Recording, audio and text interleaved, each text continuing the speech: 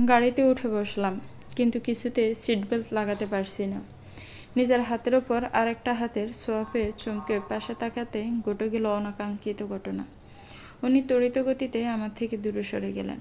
আমি ঠোঁটে হাত দিয়ে বসে আছি। দুজনেই অনেক অস্বস্তিতে পড়ে গেছে। এমন একটা ঘটনা ঘটবে যেটা কারো কল্পনায় ছিল না। উনি সিট বেল্ট বাঁধার জন্য আমার দিকে অনেকটা ঝুঁকে পড়েছিলেন। ঠিক সেই সময় আমি পাশে তাকাতেই দুজনেই অধৈর্য এক হয়ে যায়। সারা রাস্তা দুজনের মাঝে আরও কোনো কথা হয়নি। গাড়ি ক্রসিংয়ের সামনে দাঁড়াতেই আমি চটপট নেমে পড়লাম। আমি নামতে উনি 1 মিনিট সময় ব্যয় না করেই চলে গেলেন। আমিও আর পিছন ফিরে তাকালাম না। ক্রসিং শেষে ত্রয়ী বলল শপিংয়ে যাওয়ার কথা। আমিও আর না করলাম না। উনি একটু পরে নিতে আসবেন। ওনার সামনে আমি কিছুতেই যেতে পারবো না। লজ্জা আর অস্বস্তিতে আমার অবস্থা বেহাল। তাই ত্রয়ীর সাথে শপিংয়ে যেতে রাজি হয়ে গেলাম। দুজনেই একটা রিকশায় চড়ে বসলাম। রিকশায় চড়তে আমার বরাবরই ভালো লাগে। সাথে যদি বকবক করার মতো কেউ থাকে তাহলে তো কথাই নেই। আমরা দুজন নিজেদের কথায় এতটাই ব্যস্ত হয়ে গেলাম যে আর কারো কথাই মনে নেই। রিকশা এসে শপিং মলের সামনে দাঁড়ায়। রিকশা থেকে নামতে নিলে হাত থেকে ফোনটা রাস্তায় পড়ে যায়। ফোন তুলে দেখি অফ হয়ে গেছে। অনেকবার অন করার চেষ্টা করলাম, কিন্তু কিছুতেই অন হচ্ছে না। আপাতত ফোনের চিন্তা বাদ দিয়ে শপিং মলের ভিতরে ঢুকলাম। ত্রয়ী অনেক কিছু কিনছে, কিন্তু আমার কিছুই পছন্দ হচ্ছে না। আমার এই এক সমস্যা, নিজের জিনিস নিজে পছন্দ করে কিনতে পারি না। হঠাৎই চোখ আটকে গেল একটা ওড়নায়। ওড়নাটা কালো রঙের, কালোর মাঝে সোনালি সুতোয় কাজ করা। সাধারণ কাজ, তবুও আমাকে ভীষণ আকর্ষণ করছে। ওড়নাটা যে দোকানে ছিল তার থেকে আমরা অনেকটাই দূরে ছিলাম। হঠাৎই মনে হলো আমার আগে যদি অন্য কেউ কিনে নেয় ওড়নাটা। আমি তুইয়ের হাতটা টানা শুরু করলাম। এই রিয়া, কি হয়েছে? তুই আমার হাত ধরে এভাবে টানাটানি করছিস কেন? ড্রেসটা দেখতে তো দিবি। আমি তুইয়ের কথায় পাত্তা না দিয়ে এগিয়ে গেলাম দোকানের দিকে। কেউ একজন ওড়নাটার দিকে হাত বাড়িয়েছিল, তার আগে ওড়নাটা টেনে আমার কাছে নিয়ে এলাম। ওড়নাটার ওপর পাশে ইফাত দাঁড়িয়েছিল, আর উনি ওড়নাটার দিকে হাত বাড়িয়েছিলেন। ওনাকে দেখে আমি অনেকটাই অপ্রস্তুত হয়ে পড়লাম। উনি আমার দিকে অবাক হয়ে তাকিয়ে আছেন। কেমন আছেন ভাইয়া? উনি নিজেকে সামনে নিয়ে বলেন, এই তো ভালো আছি, তুমি কেমন আছো? সরি, আপনাকে তুমি বলে ফেললাম। আলহামদুলিল্লাহ, সমস্যা নেই, আপনি আমাকে তুমি করেই বলেন। আমি আপনার থেকে বয়সে অনেকটাই ছোট। বাই দ্য ওয়ে, ওড়নাটা কি গার্লফ্রেন্ডের জন্য নিচ্ছিলেন? তো এই আমার কানের কাছে মুখ নিয়ে এসে পিস করে বলে উঠে, সরি, আপনাকে তুমি বলে ফেললাম। এটা হচ্ছে ছেলে মেয়েদের মেয়ে পটানোর ট্রেন্ড। তুই আর কিছু বলতে চেয়েছিল, আর আগে আমি তুই দিকে চোখ রাঙিয়ে তাকাই। আমার চোখ রাঙানো দেখে তুই চুপ করে যায়। গার্লফ্রেন্ডের জন্য না, বোনের জন্য। তাহলে আপনি এটা নিন। না, এটা তুমিই নাও, তোমাকেই মানাবে এটাতে। ধন্যবাদ ভাইয়া, আসি তাহলে। ওনাদের বিদায় জানিয়ে বিল পে করে চলে এলাম। এদিকে ত্রয়ীর আনলিমিটেড বকবকানি। আমি এই লোকটাকে কি করেছি, লোকটার সাথে এত কথা কেন বলেছিলাম, নিজের পছন্দের জিনিস লোকটাকে কেন দিয়ে দিচ্ছিলাম। তো এর বকবকানি সহ্য করতে না পেরে তৈকে সব কিছু খুলে বললাম। তৈর মুখ তো বন্ধই হলো না, উল্টো এনাম ভাইয়াকে গালি দেওয়া স্টার্ট করছে। কলিং বেল বাজাতে সুনিতাদি এসে দরজা খুলে দিল। ড্রয়িং রুমের কোথায় মামুনিকে দেখতে পেলাম না। হয়তো ঘুমাচ্ছে। আঙ্কেলের করার নির্দেশ, প্রত্যেক দিন বিকেলে মামুনিকে ঘুমাতে হবে, না হলে খবর আছে। বিয়ের এতগুলো বছর হয়ে গেল, এখনো দুজনের মাঝে ভালোবাসা একটুও কমেনি। দিন দিন আঙ্কেল যেন মামুনির প্রতি আরো বেশি কেয়ারিং হয়ে যাচ্ছে। আচ্ছা, রুদ্র তো আঙ্কেলের ছেলে, শুনেছিলাম ছেলেরা নাকি বাবার মতো হয়। তাহলে আঙ্কেল যেমন মামুনির প্রতি কেয়ারিং, তেমন রুদ্র আমার প্রতি কেয়ারিং হতে পারে না? রুদ্র তা আমার প্রতি কেয়ারিংই, তবে সেটা ভালোবাসা থেকে না, দায়িত্ববোধ থেকে। রুমে এসে রুদ্রকে বিছানার উপর বসে থাকতে দেখে চমকে উঠলাম। এই সময় তো উনি বাসায় থাকেন না। উনি মাথা নিচু করে বসেছিলেন। আমার আসার শব্দ শুনেই হয়তো মাথা তুলে তাকিয়েছেন। আমি ওনার চোখ দুটো দেখে ভয় পেয়ে গেলাম। ওনার চোখ দুটো লাল হয়ে আছে, নাকটাও লাল হয়ে আছে। দেখেই বোঝা যাচ্ছে উনি ভীষণ রেগে আছেন। কিন্তু কেন? আমি তো রাগার মতো কিছুই করিনি। এতক্ষণে আপনার আসার সময় হলো? তা কি কি শপিং করলেন, আমাকে একটু দেখান। ওনার কথা শুনে আমি চমকে উঠলাম। উনি কি করে জানলেন আমি শপিং করতে গিয়েছিলাম? আচমকা উনি আমার হাত থেকে শপিং ব্যাগটা কেড়ে নিলেন। ব্যাগ থেকে ওড়নাটা বের করলেন। বাহ, বেশ সুন্দর তো। এটার জন্যই আমার ইগনোর? আমি আবার কারো ইগনোর সহ্য করতে পারি না। হুট করে উনি ওড়নায় আগুন ধরিয়ে দিলেন। আমি ওনাকে আটকাতে চেয়েও আটকাতে পারিনি। চোখের সামনে ওড়নাটা পুড়ে ছাই হয়ে গেল। হাতে আগুন লেগে পুস্কা পড়ে গেছে। বাহিক্য ব্যথার চেয়েও মনের ব্যথাটা অনেক বেশি। কাঁদতে কাঁদতে নিচে বসে পড়লাম। কেন করেন এমন আপনি আমার সাথে?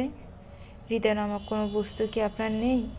আপনি কি কোনো দিনই অন্যের অনুভূতি বুঝতে পারবেন না? উনি আমাকে বসা থেকে টেনে দাঁড় করালেন। আমার বাহু ধরে দেয়ালের সাথে চেপে ধরলেন। দাঁতে দাঁত চেপে বললেন, আমিই না হই হৃদয়হীন? আপনার তো হৃদয় আছে, আপনি তো অন্যের অনুভূতি বুঝতে পারেন। আপনাকে নিয়ে যে কেউ টেনশন করতে পারে সেটা তো আপনি অনুভবই করতে পারেন না। আপনি তো নিজেরটা নিজে বুঝতে শিখে গেছেন। গতকাল অ্যাক্সিডেন্টের কথাটাও আমার কাছ থেকে চেপে গেলেন। উনি আমাকে ছেড়ে দিয়ে কাবাডে লাথি মারলেন। 2 হাত দিয়ে নিজের চুল টেনে ধরলেন। আমি মাথা নিচু করে দাঁড়িয়ে আছি। উনি আবার আমার 2 বাহু চেপে ধরেন। এবার বেশ জোরেই চেপে ধরেন, যার কারণে বেশ ব্যথা পাচ্ছি। একদিকে ফুড়ে যাওয়া হাতের ব্যথা, আরেকদিকেও ওনার দেওয়া ব্যথা। চোখ দিয়ে টুকটাক অশ্রু গড়িয়ে পড়ছে। ইলানের কাছ থেকে যখন জানতে পারলাম তোমাকে কেউ মারার চেষ্টা করেছিল, তখন নিজেকে পাগল পাগল লাগছিল। পাগলের মতো ছুটে এসেছিলাম তোমার কোচিংয়ের সামনে, কিন্তু তুমি নেই। পুরো কোচিং তন্ন তন্ন করে খুঁজলাম। ওনার কথা মাথায় আসতেই তোমাকে ফোন দিলাম, কিন্তু তুমি আমার ফোন পেয়ে ফোন বন্ধ করে দিলে। আমার মনে আরও বেশি ভয় ঢুকে গেল। দুপুর 3টা থেকে বিকাল 5টা পর্যন্ত শহরের অলিগলি তোমাকে খুঁজে বেড়ালাম। অ্যাট লাস্ট দেখি তুমি শপিং মল থেকে শপিং করে বের হচ্ছ। অন্যের অনুভূতির মূল্য না দিলে কখনোই নিজের অনুভূতির মূল্য পাবে না। উনি আমার ফোনটা ছুঁড়ে ফেলে দিয়ে চলে গেলেন। আমি হাঁটু মুড়ে ফ্লোরে বসে পড়লাম। উনি এই ভালো তো এই খারাপ। কবে এই অসহ্যকর অনুভূতি থেকে মুক্তি মিলবে? হাতে ঠান্ডা কিছুর স্পর্শ পেয়ে দৌড় পড়িয়ে ঘুম থেকে উঠলাম। আমার সামনে রুদ্র বসে আছে। সনপনে আমার হাতে বার্ন ক্রিম লাগিয়ে দিচ্ছেন। আমি লাফিয়ে উঠে উনি বিরক্ত বোধ করলেন। মুখ থেকে ছয়ের মতো শব্দ উচ্চারণ করলেন। ক্রিম লাগিয়ে উনি উঠে দাঁড়ালেন। কাট কাট গলায় বললেন, আমার ওপর রাগ করছো ভালো কথা, তাহলে সেই রাগ নিজের উপর কেন দেখাচ্ছ? নেক্সট টাইম এমন করলে এর ফল ভালো হবে না। আমি ওনার কথার প্রত্যুত্তর করলাম না।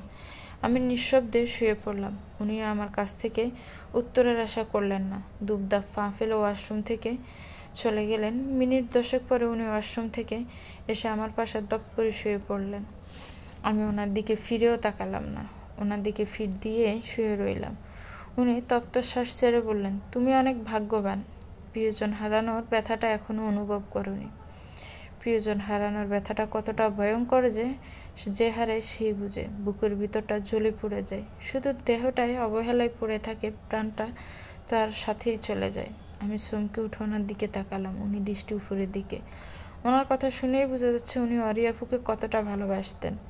বক্ষস্থলে চিনচিন ব্যথা হচ্ছে। ওনার কথাটা আরেকবার আড়ে নিলাম। হুট করে উনি প্রিয়জন হারানোর কথা কেন বললেন? আমাকে হারানোর ভয় পান উনি? আমি কি সত্যি ওনার প্রিয়জন? মন বলে ওঠে, না, তুই শুধুই ওনার দায়িত্ব। আজকে অনেক সকালে ঘুম থেকে উঠেছি। গতকাল ভালো করে পড়া হয়নি। এখন সব পড়াগুলো ভালো করে পড়তে হবে। তুমি কি এখন খাবা না? না। গতকাল রাতেও কিছু খাওনি, এখনো খাবে না? আমার আগেই বুঝে উচিত ছিল তোমার মতো তেড়া মেয়ে সোজাভাবে বললে কথা শুনবে না। উনি আমাকে সহ চেয়ারটা নিজের দিকে ঘুরিয়ে নিলেন।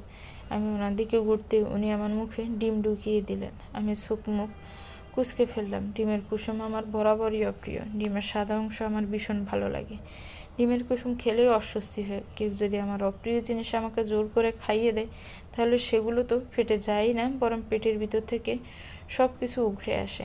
আজও তার ব্যতিক্রম হলো না। আমি হাত দিয়ে মুখ চেপে ধরে দৌড়ে ওয়াশরুমে চলে এলাম। গড় গড় করে বমি করে দিলাম। উনি আমার পিছন পিছন আসলেন। উনি এসে আমাকে পিছন থেকে ধরলেন। আমি ক্লান্ত হয়ে নিজের সমস্ত বার ওনার উপর ছেড়ে দিলাম। হঠাৎই মামুনি রুমে আসে। আমাকে বমি করতে দেখে মামুনি অস্থির হয়ে বলেন, এই রুদ্র, কি হয়েছে রিয়ার? এবার বমি কেন করছে? কি বলবো তোমাকে, এই মেয়েকে নিয়ে পারছি না। না খেয়ে খেয়ে দিন দিন অসুস্থ হয়ে পড়ছে। 2 দিন আগে বলল মাথা কেমন ঘুরছে, আর আজকে একটু ডিম খেতে না খেতেই বমি করে ওয়াশরুম বাসিয়ে দিল। কোন দিন না জানি রাস্তাঘাটে অজ্ঞান হয়ে পড়ে থাকে। এই মেয়েকে নিয়ে টেনশন করতে করতে নিশ্চিত আমি একদিন হার্ট অ্যাটাক করব। উনি আমাকে দৌড়তে নিয়ে এসে বিছানায় শুইয়ে দিলেন। অদ্ভুত ব্যাপার, আমি মামুনির চোখে মুখে চিন্তার চাপের পরিবর্তে খুশির ঝিলিক দেখতে পাচ্ছি। যে ব্যক্তি আমি একটু ব্যথা পেলে টেনশন করে প্রেশার হাই করে ফেলে, আজকে এত কিছু শোনার পরেও খুশি হচ্ছে। বমি করা, মাথা ঘুরানো, এসব তো প্রেগনেন্সির লক্ষণ। এত তাড়াতাড়ি তোরা যে বাচ্চা নিয়ে নিবি সেটা আমার কল্পনার বাইরে ছিল। রুদ্র, তুই তো আর অবুঝ না। রিয়া বাচ্চা একটা মেয়ে, মেডিকেল ভর্তি হওয়া, পড়াশোনা সব কিছুই এখনো বাকি। রুদ্র, তুই এমন কেয়ারলেসের মতো কাজ করলি। যাই হোক, আমি ভীষণ খুশি। মামুনির কথা শুনে আমি চমকে উঠলাম। মামুনি এসব কি বলছে? কিছুই তো মাথায় ঢুকছে না। এর মাঝে গোটে ইলান ভাইয়ের আগমন। উনি এসে সোফায় আয়েশভঙ্গিতে সোফায় গায়ে এলিয়ে দিলেন। তোমার এত খুশির কারণ কি আন্টি? দারুণ খুশির খবর ইলান, আমাদের বাসায় নতুন অতিথি আসতে চলেছে। ইলান ভাইয়া ব্রু কুচকে প্রশ্ন করে, মানে? রিয়া প্রেগনেন্ট, রিয়া মা হতে চলেছে, আমি দাদি হতে চলেছি। মামুনির কথা শেষ হওয়ার আগে ইলান ভাইয়া এক লাফে সোফা ছেড়ে বিছানায় চলে এলেন। আমি হতভম্ব হয়ে তাকিয়ে আছি। আমি প্রেগনেন্ট আর আমিই জানি না? ইলান ভাইয়া রুদ্র পাশে বসে রুদ্রকে আলতো ধাক্কা দিয়ে বলে, তুই তো আমার থেকেও পাস্ট। আমি বিয়ে করলাম, এতদিন হয়ে গেল, এখনো বাবা হতে পারলাম না। আর তুই আমার পরে বিয়ে করে আমার আগে বাবা হয়ে যাচ্ছিস। সেদিন তো খুব আমাকে বলছিলে, আর আজ স্টপ ইলান। ইলান কেন থামবে? কোনো থামাথামি নেই। আজকে এত বড় একটা খুশির খবর বাড়িতে এসেছে। আজকে আমাদের আনন্দের দিন। আমি তোর বাবাকে, তোর খালামণিকে, রিদিদের সবাইকে জানিয়ে আসি। আমার কত কাজ। আমি দাদি হতে যাচ্ছি, বেবির জন্য শপিং করতে হবে, কাঁথা সেলাই করতে হবে। তার আগে আজকে বাসায় একটা পার্টির আয়োজন করতে হবে। ইলান আমার সাথে। আজকে তোর উপর অনেক দায়িত্ব। প্রথমবার সাচ্ছু হতে যাচ্ছিস। উনি অসহায় মুখ করে মামুনির দিকে তাকিয়েছেন। ওনার অসহায় মুখটা দেখলেই আমার হাসি পাচ্ছে। মামনি কথাগুলো বলে চলে যেতে নিলেই রুদ্র ডাক শুনে থেমে যায়। স্টপ আম্মু। কি হয়েছে? তুমি এত ফাস্ট না দৌড়ে একটু স্লো হাঁটো। তুমি যা ভাবছো তেমন কিছুই না। রিয়া কোনো প্রেগনেন্ট না। আমিও ভুলে গিয়েছিলাম রিয়া ডিমের কুসুম খেতে পারে না। আমি জোর করে খাইয়ে দেওয়ায় বমি করে দিয়েছে। ঠিকমতো খাওয়া দাওয়া না করলে তো মাথা ঘুরবেই। আমি বলছি একটা, তুমি বুঝছো আর একটা। এজন্যই মানুষ বলে মেয়েরা ক বলতেই কলকাতা বুঝে। মামনি কপাল চাপড়াতে চলে গেলেন। ইলান ভাইয়া বিছানা থেকে উঠতে বললেন, আমার আগেই বোঝা উচিত ছিল, তোর মতো নিরামিষকে দিয়ে কিচ্ছু হবে না, রোমাঞ্চ না। ইলান ভাইয়া একটা তপ্ত শ্বাস ছেড়ে চলে গেলেন। ইলান ভাইয়া চলে যেতে আমি শব্দ করে হেসে ফেললাম। উনি বিরক্ত হয়ে বললেন, হাসছো কেন? আমার ইচ্ছে। আপনার কি? আমারই তো সব কিছু। তোমার জন্য আমাকে কেমন একটা পরিস্থিতিতে পড়তে হলো। আমি ওনার দিকে তাকিয়ে একটা বেংসি দিই। আজকে 2 দিন পর কোচিংয়ে আসলাম। আজকে কোচিংয়ে অনেক সকালে আসছি। 2 দিন ধরে কোচিংয়ে আসি না। তো এর কাছ থেকে নোট নেওয়ার জন্যই আগে আসা। 2 দিন মামুনির জন্য কোচিংয়ে আসতে পারিনি। মামুনির ভাষ্যমতে আমি ভীষণ অসুস্থ, তাই এখানে বাসা থেকে বের হওয়া যাবে না। তো আর আমি দুজনের সাথে কথা বলতে বলতে গেটের দিকে এগিয়ে আসলাম। কোচিং শেষ বের হতে তুই আমার কাছ থেকে বিদায় নিয়ে চলে যায়। আমি এসে কোচিংয়ের সামনে দাঁড়াই। উনি সাপ বলে দিয়েছেন, নেক্সট টাইম একা একা আসার ভুলটা করলে আমার খবর আছে। আমাকে কোচিংয়ের সামনে চুপ করে দাঁড়িয়ে থাকতে বলেছেন। হুট করে পিছন থেকে কেউ আমার মাথায় সজোরে আঘাত করে। আঘাত এতটাই তীব্র ছিল যে মুহূর্তের মাঝেই চোখের সামনে সবকিছু অন্ধকার হয়ে যায়। আমি মাথায় হাত দিয়ে ডলে পড়ে নিচে পড়ে যাই। চোখ খুলতে ওনার মুখটা প্রথম দেখতে পাই। ওনার চোখ মুখে দুশ্চিন্তার ছাপ। আমাকে চোখ খুলতে দেখে উনি গালে হাত গলিয়ে দিয়ে বলে উঠলেন, এখন কেমন লাগছে?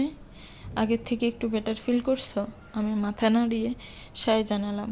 আমি ওঠার চেষ্টা করতে উনি আমাকে দূরে বসিয়ে দিলেন। আমি চারদিকে তাকিয়ে বুঝতে পারলাম এটা হাসপাতাল। বাম হাত তুলতে নিলে হাতে সূক্ষ্ম ব্যথা অনুভব করলাম। মুখ দিয়ে স্পষ্ট বেশে আসলো, সাবধানে তো নড়াচড়া করছো। কেন আমি এখানে আসলাম কি করে? তুমি এখন অসুস্থ, এসব নিয়ে টেনশন করার দরকার নেই। বাসার কেউ জানে না তোমার এই অবস্থার কথা। আপনি বলেন কি? কেন তারা আমাকে নিয়ে টেনশন করবে না? আমি কতক্ষণ ধরে এখানে আছি? তুমি 2 ঘন্টা ধরে এখানে আছো। বাসায় বলেছি তোমাকে নিয়ে আমি ঘুরতে গেছি। তোমার ভাই শুধু জানে। শাওন ভাই ঔষধ আনতে গেছে। বাসার আর কাউকে বলিনি। তোমার মা, আমার মা, এই 2 মহিলা জানলে কাঁদতে কাঁদতে নিজেরাই অসুস্থ হয়ে পড়বে। পরে তাদের সামলাবো নাকি তোমাকে সামলাবো? আমি ফিক করে হেসে দিলাম। আমার একটু হাত কেটে গেলেই আম্মু আর মামুনি কেঁদে কেঁদে অস্থির হয়ে যায়। মানুষ বলে মায়ের পর যদি কেউ মায়ের মতো ভালোবাসতে পারে সেটা মায়ের বোন। অনেকের একটা মাও থাকে না। সেদিক থেকে আমি অনেক ভাগ্যবান। আমার 2টা মা। ভাইয়া হুড়মুড় করে কেবিনে ঢুকলো। কোনো দিকে না তাকিয়ে রুদ্রের দিকে তাকিয়ে প্রশ্ন করে, রিয়ার জ্ঞান ফিরেছে? তুমি নিজেই দেখো না। আমার দিকে তাকিয়ে ভাইয়া একটা জোরে নিঃশ্বাস নিল, যেন এতক্ষণ দমটা আটকে ছিল ওর। বনু, তুই ঠিক আছিস? তোর কোনো কষ্ট হচ্ছে না তো? কষ্ট হলে কিন্তু আমাকে বলবি। আমি একদম ঠিক আছি। তুমি এত চিন্তা করো না। তোকে কে আঘাত করলো? কার সাথে তোর এত শত্রুতা যে তোর ক্ষতি করতে চায়? রুদ্র ভাইয়াকে থামিয়ে দিয়ে বলল, এখন এসব কথা থাক, এসব নিয়ে পরে কথায় ভালো। ভাইয়া আর কিছু বলল না। মাথায় হাত দিয়ে বুঝতে পারলাম মাথায় ব্যান্ডেজ করা হয়েছে। আমি হাঁসফাঁস করছি। আমার এখানে একটুও ভালো লাগছে না। ভাইয়া আর উনি কথা বলছেন। আমি বিরক্তি নিয়ে বললাম, বাসায় যাব কখন? আমার এখানে একটুও ভালো লাগছে না। একটু পরেই আমরা বাসায় চলে যাব। এখন চুপচাপ শুয়ে থাকো তো। গাড়ি বাসার সামনে এসে দাঁড়াতেই উনি গাড়ি থেকে নেমেই আমাকে কোলে তুলে নিলেন। বিস্ময়ে আমার চোখ বড় বড় হয়ে গেছে। কি করছেন কি? নামান আমাকে। আমি মাথায় আঘাত পেয়েছি, পায়ে না। আমার পা একদম ঠিক আছে। আমি হেঁটে যেতে পারবো। একদম চুপ। আর একটা কথা বললে মুখ সেলাই করে দিব। আমার প্রচণ্ড রকমের অস্বস্তি হচ্ছে। নিজের বড় ভাইয়ের সামনে নিজের স্বামীর কোলে উঠার থেকে লজ্জাজনক বিষয় আর কিছু হতে পারে? লজ্জায় আমি হাঁসফাঁস করছি। ভাইয়ার দিকে তাকালাম। ভাইয়া ফোন স্ক্রল করতে করতে আমাদের এমনভাবে ক্রস করে গেল যেন আমাদের দেখতেই পায়নি। ভাইয়া আগে চলে গেল, আমরা পিছন পিছন আসছি। ভাইয়া কলিং বেল বাজাতে মামনি এসে দরজা খুলে দেয়। মামনির পিছনে আম্মুও আসে।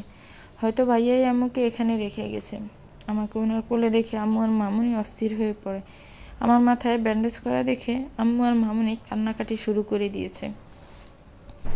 হাজারটা প্রশ্ন করছে, আমি আঘাত পেলাম কি করে, তাদের আগে কেন জানানো হয়নি, ব্লা ব্লা। আমি লজ্জায় এদিক ওদিক তাকাচ্ছি। আমি এখন ওনার কোলেই আছি। ভাইয়ার সামনেও এতটা লজ্জা লাগেনি আম্মু আর মামুনির সামনে যতটা লাগছে। ভাইয়া আমার অস্বস্তিটা বুঝতে পেরে আম্মু আর মামুনিকে উদ্দেশ্য করে বলে, তোমরা কি আমাদের বাইরে দাঁড় করিয়ে রাখবা?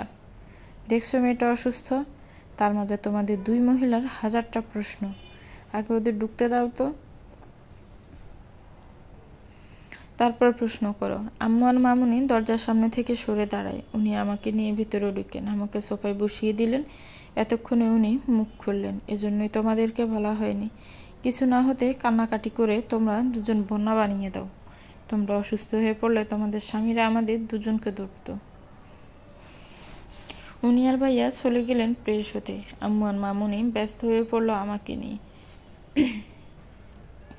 রুদ্র সবাইকে বলেছে শরীর দুর্বল থাকায় আমি মাথা ঘুরে পড়ে গিয়েছিলাম, ঠিকমতো খাওয়া দাওয়া করি না বলে সবাই আমাকে হাজারটা কথা শোনালো। আব্বু কিছুক্ষণ আগে চলে গেছে। আমরা বাসায় আসার কিছুক্ষণ পর পরেই আব্বু এসেছিল। আব্বু এসে সেই আমার খাওয়া নিয়ে পড়লো। অবশ্য আব্বু আমাকে বকা দেয়নি। আব্বু জানে আব্বু আমাকে বকা দিলে আমি কান্নাকাটি শুরু করে দিব। সেই কান্না থামানোর সাধ্য কারণেই বিছানায় হেলান দিয়ে বইয়ের পাতা মুখ ডুবিয়ে আছে। উনি ওয়াশরুমে গেছেন। প্রচণ্ড বিরক্তি নিয়ে বইয়ের পাতা উল্টাচ্ছি। আমার এই বিরক্তির কারণ হচ্ছে আমার 2 মা। কথায় আছে না, অতিরিক্ত কোনো কিছুই ভালো না, তেমনি ওনাদের অতিরিক্ত সেবায় আমার প্রাণ উষ্টাগত। কিছুক্ষণ পরে উনি টাওয়াল নিয়ে মুখ মুছতে মুছতে ওয়াশরুম থেকে বের হলেন। উনি টাওয়ালটা বেলকনিতে মেলে দিয়ে আমার সামনে এসে দাঁড়ালেন। তখনই আমি আর মামুনির আগমন ঘটে। ওনাদের পিছনে পিছনে আঙ্কেল আর ভাইও আসে। মামুনি আমার পাশে বসতে বসতে ওনাকে উদ্দেশ্য করে বলেন, রুদ্র, তুই আজকে তোর বাবার সাথে ঘুমা। আমি আর তোর খালামণি আজকে রিয়ার সাথে থাকবো। আঙ্কেল রুদ্রের কাঁধে হাত রেখে বলে, চল আজকে বাপ বেটা একসাথে ঘুমাবো, তার আগে আড্ডা দিব। আঙ্কেলের কথা শুনে উনি লাফিয়ে আঙ্কেলের থেকে 2 হাত দূরে সরে যান। আম্মু, আমি আব্বুর সাথে ঘুমাবো না। তাহলে শাওনের সাথে ঘুমা। একদমই না, আমি আব্বু বা শাওন ভাইয়া কারোর সাথেই থাকবো না। শাওন ভাই ঘুমের মাঝে শরীরের হাত পা তুলে দেয়, আর আব্বু? আঙ্কেলের দিকে তাকিয়ে রুদ্র থেমে যায়। মামনি কিছুক্ষণ ভেবে বলে, বাসায় তো রুমের অভাব ছিল না, কিন্তু সব রুমেই তো অপরিষ্কার থাকা হয় না, তো সব সময় খালিই পড়ে থাকে। শাওন, তুই তোর আঙ্কেলের সাথে থাক, রুদ্র একাই থাকুক। তোমার জামাইয়ের সাথে আমি কিছুতেই থাকবো না। মনে আছে 3 বছর আগে আব্বু আর আম্মুর বিবাহ বার্ষিকীর দিন আমি আর আঙ্কেল একসাথে ছিলাম, জানো না? না তো, ওই দিন আঙ্কেল আমাকে তুমি ভেবে জড়িয়ে ধরে কি কি বলছে, নাউজুবিল্লাহ, আমার বলতেও শরম করে। ভাইয়ার কথা শুনে আঙ্কেল কাশতে কাশতে রুম থেকে বের হয়ে যান। আমরা সবাই হেসে দিই। রুদ্র মুচকি মুচকি হাসছে। এই প্রথম আমি ওনাকে হাসতে দেখলাম। হাসলে ওনাকে ভীষণ সুন্দর লাগে। হঠাৎই উনি গম্ভীর হয়ে বলে উঠলেন, থাকা নিয়ে চিন্তা করতে হবে না, আমি আজকে বাসায় থাকবো না, আমার নাইট ডিউটি আছে, এখনই হসপিটালে যেতে হবে, আমি আসছি। এই বলে উনি বেরিয়ে গেলেন। ওনার পিছন পিছন ভাইয়াও চলে গেল। এখন দুপুর 2টো বাজে। এতক্ষণে ফোনে গেম খেলছিলাম। চরম বিরক্ত নিয়ে ফোনটা রেখে দিলাম। গেম খেলতেও ভালো লাগছে না। আমি রুদ্রর দিকে তাকালাম। কি চিন্তিত উনি ঘুমাচ্ছেন। আমার নজর বারবার ওনার কানের নিচের তিলটার দিকে যাচ্ছে। তিলটা আমাকে খুব টানছে। আচ্ছা, এখন তো উনি ঘুমাচ্ছেন, একটু শুয়ে দিলে নিশ্চয়ই খুব বড় ক্ষতি হয়ে যাবে না। আমি টুপ করে একটা চুমু খেয়ে নিলাম তিলটায়। সাথে সাথে উনি নড়ে উঠলেন। আমি সিটকে দূরে সরে গেলাম, ভয়ে চোখ বন্ধ করে ফেললাম।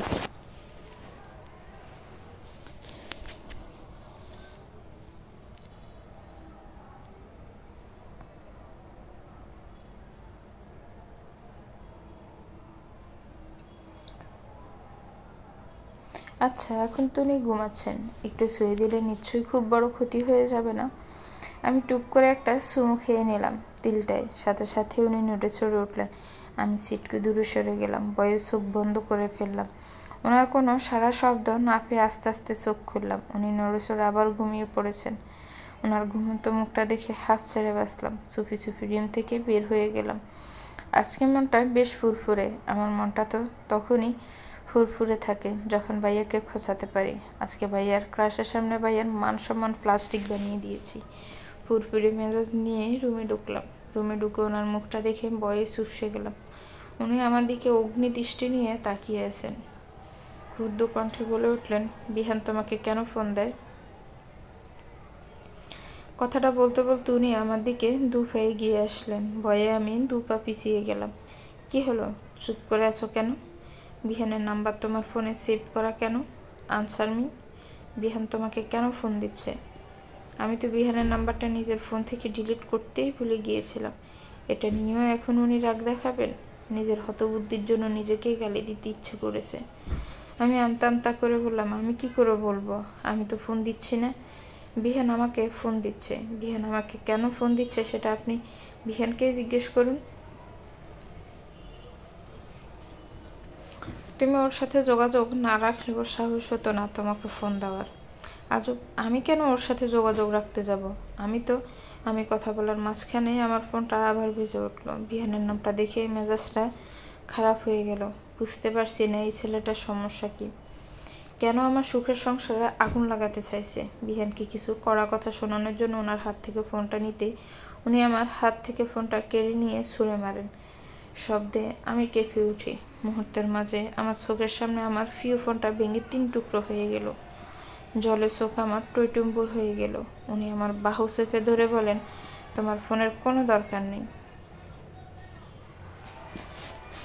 ফোন ইউজ করার বয়স এখনও তোমার হয়নি। পড়াশোনা করবা, খাবা, ঘুমাবা, আর কোচিংয়ে যাবা আসবা। বাসার কারো সাথে যোগাযোগ করতে হলে আমার ফোন থেকে অথবা আম্মুর ফোন দিয়ে কথা বলবা। না থাকবে বাস আর না বাজবে বাঁশি। নেক্সট টাইম তোমাকে যদি বিহানের সাথে যোগাযোগ করতে দেখি, এর ফল কিন্তু ভালো হবে না, মাইন্ড ইট। কথাগুলো বলে উনি আমাকে ছেড়ে দিলেন। হনহনিয়ে রুম থেকে চলে গেলেন। ওনার সাথে বিয়ে হয়েছে বলে আমার কোনো স্বাধীনতা থাকবে না? নিজের ইচ্ছে মতো চলাফেরা করতে পারবো না? অসম্ভব। আমি এতটাও বাধ্য মেয়ে নই। আমি এতই একটা কফি শপে বসে আছি। ওনাকে অনেক ভুলে কয়ে কোচিংয়ে আসার কাছের কফি শপটাই এসেছি।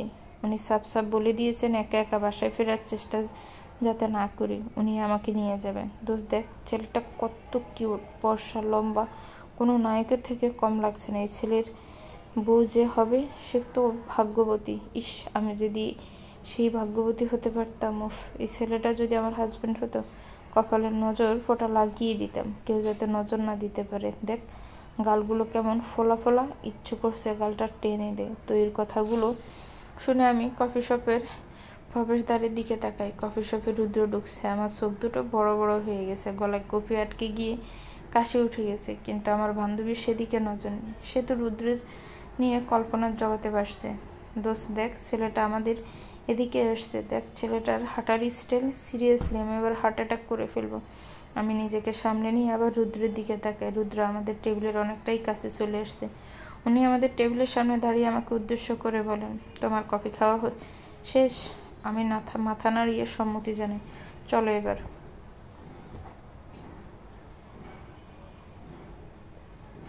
আমি চেয়ার ছেড়ে উঠলাম।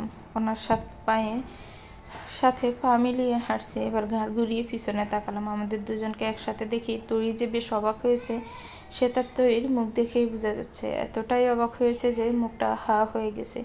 আমি তৈরির দিকে তাকিয়ে চোখ মারলাম। তৈরি চমকে ওঠে। আমি মুচকি এসে চলে এলাম। উনি গাড়িতে উঠলেন। আমি ওনার পিছন পিছন গাড়িতে উঠলাম। উনি আমার দিকে একটা চকলেট এগিয়ে দিলেন। আমি চকলেটটা নিতে নিতে বললাম, ক্ষতিপূরণ দিচ্ছেন নাকি ঘুষ? যা বাবু তাই। তোমার সাথে অমন ব্যবহার করা আমার উচিত হয়নি। আমার সবচেয়ে বড় সমস্যা, রাগ উঠলে আমি নিজের রাগ কন্ট্রোল করতে পারি না। তবে তোমার একটা বিষয় আমার ভালো লাগে। আমার কোনো বিষয় আপনার ভালো লাগতে পারে? আমি তো ভাবতেই পারছি না। আমি যা করি সবই তো আপনার অপছন্দ। আমার রাগ উঠলে তুমি অযথা তর্ক করো না। অন্য সময় তুমি আমার সাথে যেভাবে তর্ক করো তখন তুমি শান্তভাবে আমাকে বোঝানোর চেষ্টা করো। স্বামী স্ত্রীর সম্পর্ক হওয়া উচিত আগুন আর জলের মতো। একজন রেগে গেলে আরেকজন শান্ত থাকতে হয়। আমি ওনার দিকে তাকিয়ে আছি। উনি সামনের দিকে তাকিয়ে এক মনে ড্রাইভ করে যাচ্ছেন। উনি যে স্বামী স্ত্রীর সম্পর্কের কথা বললেন, উনি কি আমাকে নিজের স্ত্রী বলে মানেন? প্রশ্নটা আর করা হলো না। কিছু প্রশ্নের উত্তর না জানাই ভালো। ওনার উত্তরটা যদি পজিটিভ হয় তাহলে হয়তো আমি খুশি হব। যদি নেগেটিভ হয় তাহলে হৃদয়ে দহন বাড়বে। শুধু শুধু নিজের কষ্ট বাড়ানোর তো কোনো মানে হয় না। বাসায় এসে ফিলিয়া আপুকে ড্রয়িং রুমে বসে থাকতে দেখে আমি চমকে গেলাম। হুটহাটেদের আগমন আমার সুবিধার ঠেকছে না। আমার পিছনে এসে রুদ্র দাঁড়ায়। আমি পিছন ফিরে একবার রুদ্রের দিকে তাকাই। রুদ্র চোখ মুখ শক্ত করে বলে, কি ব্যাপার ফিলিয়া, তুমি এখানে কি করছো? ফিলিয়া সোফা ছেড়ে উঠে দাঁড়ায়। আমাদের দিকে এগিয়ে আসতে আসতে বলে, বারে আমি বুঝি আমার ফুফির বাসায় আসতে পারি না?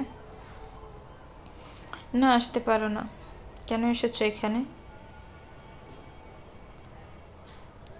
ফুফির বাসায় আসতে বুঝি কোনো কারণ লাগে?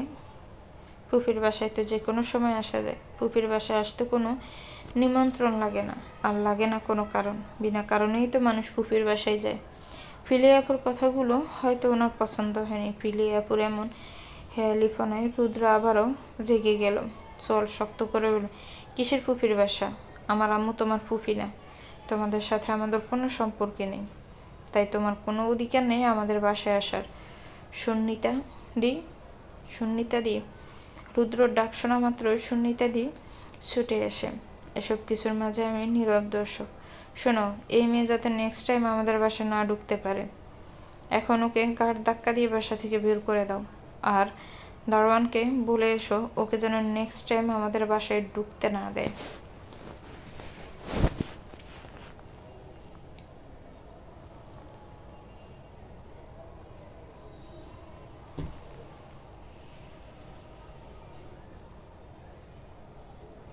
এই মেয়ে আমাদের কেউ না। সুন্নিতা দি ফিলিয়া আপুর হাত ধরে টানছে, কিন্তু ফিলিয়া আপু জায়গা থেকে এক চুলও নাড়াতে পারেনি। পারারও কথা না। ফিলিয়া আপুর শরীরের অর্ধেক শক্তিও হয়তো সুন্নিতা দিয়ে সরিয়ে নেই। এটা দেখে রুদ্র ভীষণ বিরক্ত বোধ করলো। জিন্সের পকেট থেকে হাত দিয়ে উনি কিছু একটা খুঁজছেন। কাঙ্ক্ষিত জিনিস খুঁজে না পেয়ে উনি বিরক্তের মুখে চয়ের মতো শব্দ উচ্চারণ করলেন। উনি এই পকেটে ওই পকেট করে খুঁজছেন। কাঙ্ক্ষিত জিনিস পেয়ে স্বস্তির নিঃশ্বাস ফেললেন। ওনার হাতে একটা রুমাল, কিন্তু আমি বুঝতে পারছি না উনি রুমাল কেন বের করলেন। উনি রুমাল দিয়ে ফিলিয়া আপুর হাত ধরলেন, তারপর একটানে ফিলিয়া আপুকে ছুড়ে মারলেন দরজার বাইরে। ফিলিয়া আপু পড়ে যেতে গিয়েও নিজেকে সামলে নিলেন। সবকিছু দেখে আমার মুখটা হা হয়ে গেল। উনি মেইন ডোর লাগাতে লাগাতে দারোয়ানকে উদ্দেশ্য করে বললেন, এই মেয়েকে গেটের বাইরে বের করে দিয়ে আসো। নেক্সট টাইম যেন ও আমাদের বাসায় প্রবেশ করতে না পারে। উনি মেইন ডোর লাগাতে গেলে ফিলিয়া আপু হাত দিয়ে আটকে দেয়। রুদ্রর দিকে রাগী চোখে তাকিয়ে বলে, এই অপমানের সত্য আমি নিবই। তোমার ফান বোমরাকে আমি কেড়ে নিব। এটা করার চেষ্টাও করো না। তুমি যার কথা বলছো তার গায়ে যদি একটু আছরও লাগে, তাহলে আমি তোমাকে কেটে টুকরো টুকরো করে ফেলবো। আমি তো এসব কিছুই করতে চাইছিলাম না, কিন্তু তুমি আমাকে বাধ্য করলে। আমি তো সব কিছু ঠিক করতে চেয়েছিলাম, কিন্তু তুমি সব এলোমেলো করে দিলে। আমাকে অপমান করে বাসা থেকে বের করে দিলে। তো আমি তোমার ফিলিয়া আপুর কথার মাঝে রুদ্র ফিলিয়া আপুর মুখের উপর দরজা বন্ধ করে দেয়। রুদ্র কোনো দিকে না তাকিয়ে সোজা নিজের রুমে চলে গেলেন। কিন্তু আমার মাথায় ঘুরছে অন্য প্রশ্ন। ফিলিয়া আপু রুদ্রর প্রাণ বোমরার কথা বললেন। ওনার প্রাণ বোমরা কে? আর ওনার প্রাণ বোমরার জন্য ভালোবাসা উতলায় পড়তেছে। আমাকে তো জানতেই হবে কে ওনার প্রাণ বোমরা। আমি দৌড় দিলাম রুমের দিকে। এতটা দূরে আসার জন্য হাঁপিয়ে গেছি। কোমরে হাত রেখে জোরে জোরে কয়েকটা নিঃশ্বাস ছাড়লাম। ওয়াশরুম থেকে আসা পানি পড়ার শব্দ শুনে বুঝতে পারলাম উনি ওয়াশরুমে আছেন। আমি বিছানার উপর পা ঝুলিয়ে বসে পড়লাম। উনি ওয়াশরুম থেকে বের হলেই ওনাকে চেপে ধরব। আজকে কিছুতেই ওনাকে আমার প্রশ্ন এড়িয়ে যেতে দিব না। আজকে আমাকে জানতেই হবে কে ওনার প্রাণ বোমরা। এদিক ওদিক তাকাতে তাকাতে হঠাৎই নজর পড়লো একটা ডায়েরির ওপর। এই ডায়েরির ওপর নজরটা যে আজকে পড়েছে তা কিন্তু নাই। যেদিন থেকে ওনার বউ হয়ে এই রুমে এসেছি সেদিন থেকে এই ডায়েরিটা আমার নজর কাটছে, কিন্তু কোনোদিন সাহস হয়নি এই ডায়েরিটা ধরার, আর ইচ্ছেও হয়নি ডায়েরিটা ধরার। কিন্তু আজকে হঠাৎই ডায়েরিটা দেখে অদ্ভুত ইচ্ছে জাগছে। ইচ্ছে করছে ডায়েরিটা একটু ছুঁয়ে দিতেন, ডায়েরিটা একটু পড়তে। মনে হচ্ছে এই ডায়েরিটা পড়লেই আমি ওনার প্রাণ বোমরা সম্পর্কে জানতে পারবো। আজকে আর নিজের মনকে সামলাতে পারলাম না। বিছানা থেকে পা বাড়ালাম বুক সেলফের দিকে। ঘাড় ঘুরিয়ে একবার ওয়াশরুমের দরজার দিকে তাকালাম। উনি হয়তো শাওয়ার নিচ্ছেন, ওনার আরও অনেকটা সময় লাগবে ওয়াশরুম থেকে বের হতে। বুক সেলফের সামনে দাঁড়িয়ে পায়ের পাতার উপর বর দিয়ে ডায়েরিটা হাতে নিলাম। ডায়েরিটার প্রথম পেজ খুললাম। প্রথম পেজটা গোটা গোটা অক্ষরে লেখা, তুমি না অনুভূতি এত ভয়ঙ্কর কেন? না দেয় দূরে সরে থাকতে, আর না দেয় কাছে আসতে। হঠাৎই আমার হাত থেকে কেউ ডায়েরিটা কেড়ে নিল। পিছনে তাকিয়ে দেখি রুদ্র দাঁড়িয়ে আছে। রুদ্র আমার দিকে তাকিয়ে চোখ পাকিয়ে বলেন, নেক্সট টাইম যেন তোমাকে আমি এই ডায়েরি ধরতে না দেখি। আই হোপ তুমি আমার কথাটা বুঝতে পেরেছ। বুঝতে না পারলে কথাটা ভালো করে মাথায় ঢুকিয়ে নাও। উনি কথাগুলো বলে ডায়েরিটা নিয়ে চলে গেলেন। আমি ওনার যাওয়ার দিকে তাকিয়ে বেঞ্চি কাটলাম। সবসময় এক্সট্রা ভাব না নিলে চলে না।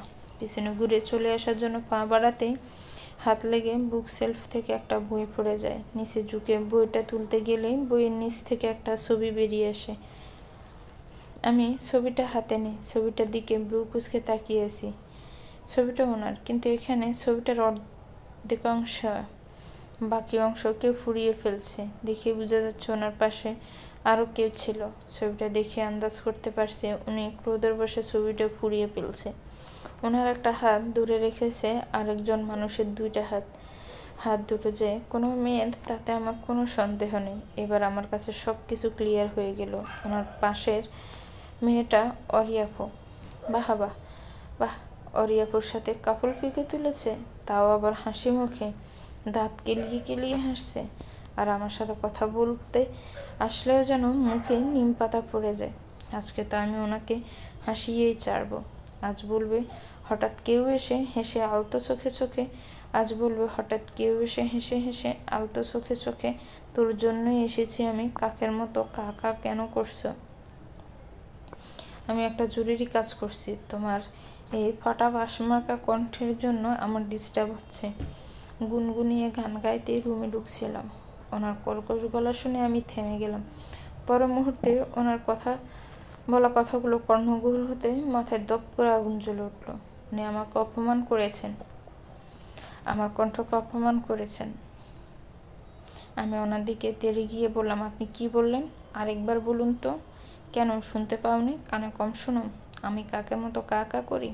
আমার কণ্ঠ ফাটাবাস। আপনি আমাকে এত বড় অপমান করলেন। অপমান কোথায় করলাম? যাহা সত্য তাহাই বললাম। আপনি দিন দিন ঝগড়াটে হয়ে যাচ্ছেন। তোমার মতো একটা মেয়ের সাথে থাকলে যে কেউ ঝগড়াটে হয়ে যাবে। আমি ওনার দিকে চোখ পাকিয়ে তাকালাম। মাথায় একটা বুদ্ধি আসতে আমি ওনার দিকে তাকিয়ে বাঁকা হাসলাম। আমি ওনার শরীরে সুরসুরি দিতে শুরু করলাম। প্রায় মিনিট 5 মতো আমি ওনাকে সুরসুরি দিলাম, কিন্তু ওনার কিছুই হলো না। একটু হাসলেন না। যেভাবে বসেছিলেন সেভাবেই বসে আছেন। উনি আমার দিকে তাকিয়ে বাঁকা হেসে বললেন, এবার আমার টার্ন। মানে? আমি কারো কাছে ঋণী হয়ে থাকতে চাই না। আমি বাকিতে বিশ্বাসী নই, নগদী বিশ্বাস। আমি কারো কাছে দাঁড় রাখি না। কথাগুলো বলেই উনি আমাকে সুরসুরি দিতে শুরু করলেন। ওনার কিছু না হলেও আমার অবস্থা বেগতিক। হাসতে হাসতে আমি বিছানায় গড়াগড়ি খাচ্ছি। ওনাকে থামতে বলছি, কিন্তু উনি থামছেনই না। তোমার হাসির মতো তোমার কণ্ঠ অনেক ভয়ঙ্কর। আপনি আবারও আমার কণ্ঠকে অপমান করেছেন। আপনি জানেন কত ছেলে আমার এই কণ্ঠের প্রশংসা করছে? কত ছেলে আমার এই কণ্ঠ শুনেই প্রেমে পড়ে গেছে। হঠাৎ উনি রেগে গিয়ে আবার হাত দুটো বিছানায় চেপে ধরেন। হঠাৎ ওনার রেগে যাওয়ার কারণটা আমি বুঝতে পারছি না। ওনার এমন হুটহাট আক্রমণে কোন দিন না জানি আমি হার্ট অ্যাটাক করে ফেলি।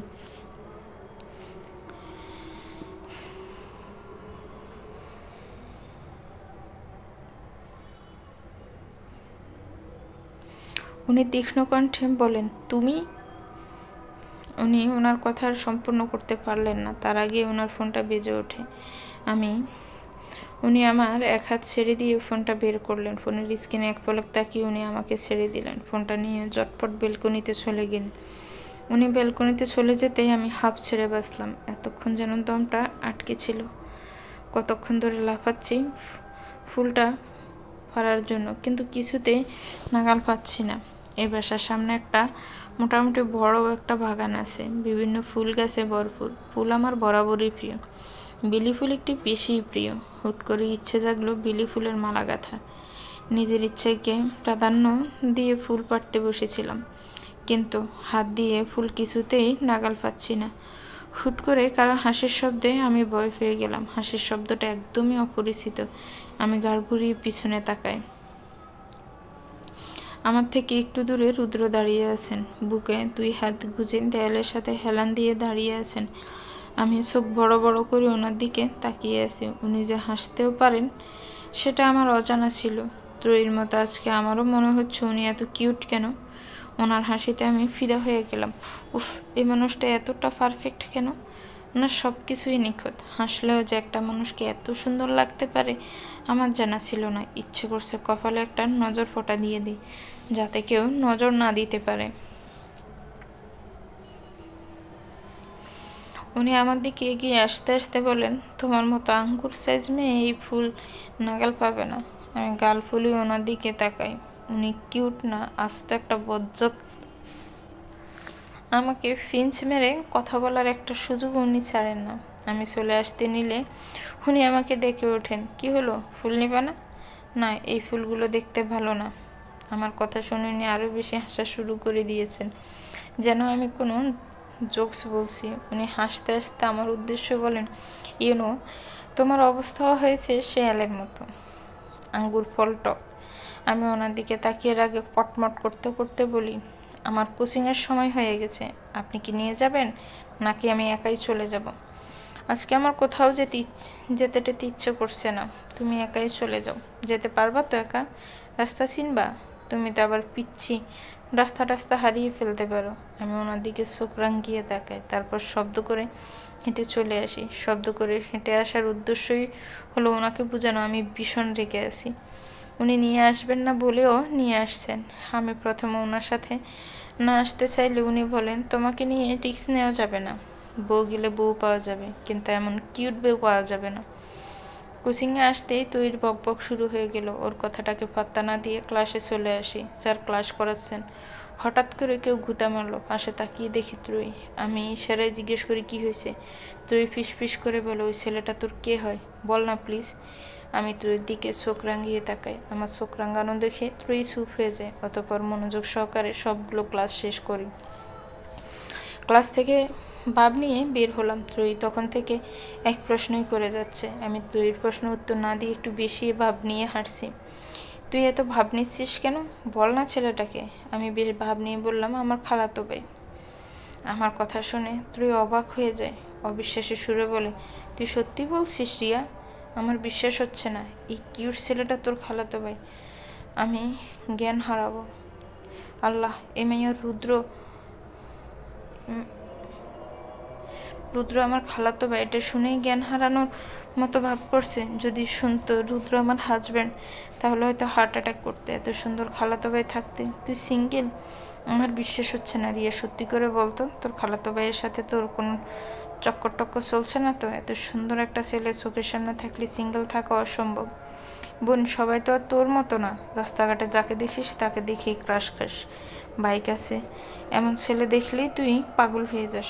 হোয়াট এ বাইক বলে চিৎকার শুরু করিস। তোর আব্বু আসছে তোকে নিতে, যা এখান থেকে এখন পুট। আজকে তোকে কথা শুনে আমি একটুও রাগ করলাম না। তোর খালাতো ভাইকে আমার ভীষণ ভালো লাগছে। ওনাকে পটাতে তুই আমাকে সাহায্য করবি?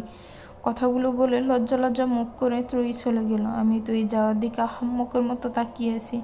আমার জামাইকে পটানোর জন্য আমার কাছে হেল্প চাইছে। মামনি রান্না করছে আর আমি মনোযোগ সহকারে মটরশুঁটি থেকে খোসা ছাড়াচ্ছি। এটা করতে আমার ভীষণ ভালো লাগে। মামনি হঠাৎ বলে ওঠেন, আমার রুদ্রটা আবার আগের মতো হয়ে যাচ্ছে, সেই চঞ্চল, দুরন্ত আর হাস্যোজ্জ্বল। আমি কতদিন পর আজকে ওকে প্রাণ খুলে হাসতে দেখলাম। সবই তোর জন্য সম্ভব।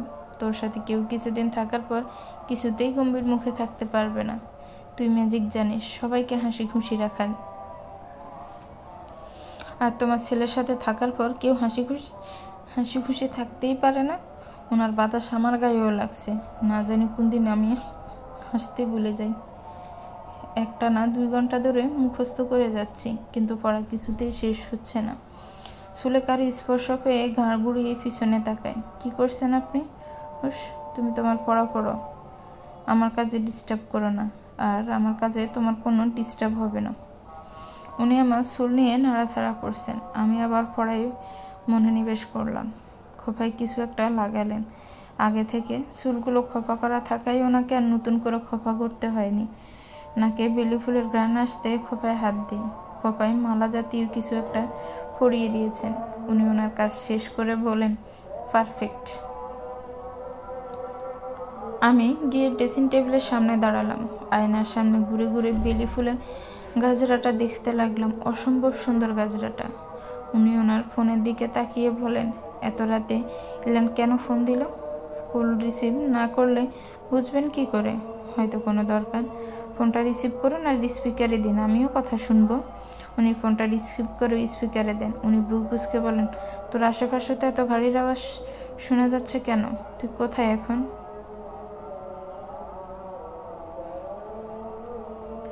ব্রিজের উপর দাঁড়িয়ে আছি। তুই ব্রিজের উপর সুইসাইড করতে গেছিস নাকি? ফাজলামো বাদ দে। আমি নিজের অনুভূতি প্রকাশ করতে এসেছি। অনুভূতি প্রকাশ করার জন্য ব্রিজের উপর যেতে হয়? ভাই, আমি বাবা হতে চলেছি। I can not believe this. নিউজটা শোনার পর আমি পাথর হয়ে গিয়েছিলাম। নিজের কানকে বিশ্বাস করতে পারছিলাম না। আমি নিজের ফিলিংসটা তোকে বোঝাতে পারবো না। পৃথিবীর সবচেয়ে সুখকর অনুভূতি হয়তো বাবা হওয়ার অনুভূতি। আমার বিশ্বাসই হচ্ছে না কেউ একজন আদো গলায় আমাকে বাবা বলে ডাকবে, আমার হাত ধরে হাঁটবে। আমি আমার জীবনের সেরা আনন্দটা পেয়ে গেছি। হঠাৎ করে কানে একটা আর্তনাদ ভেসে এলো। গাড়ির চাকার শব্দ শোনা গেল। তারপর সব কিছু নীরব। তো ভিউয়ার্স, গল্পটা কেমন হয়েছে একটি কমেন্টস করে জানাবেন। গল্পটার পরবর্তী পার্ট খুব শীঘ্রই আসবে। গল্পটা ভালো লাগলে একটি লাইক করবেন, গল্পটাকে শেয়ার করবেন, আর আমার চ্যানেলটাকে প্লিজ সাবস্ক্রাইব করবেন। যারা অলরেডি সাবস্ক্রাইব করে রেখেছেন তাদেরকে অনেক অনেক ধন্যবাদ। ভালো থাকবেন, সুস্থ থাকবেন, আমার চ্যানেলের সাথেই থাকবেন। আল্লাহ হাফেজ, আসসালামু আলাইকুম।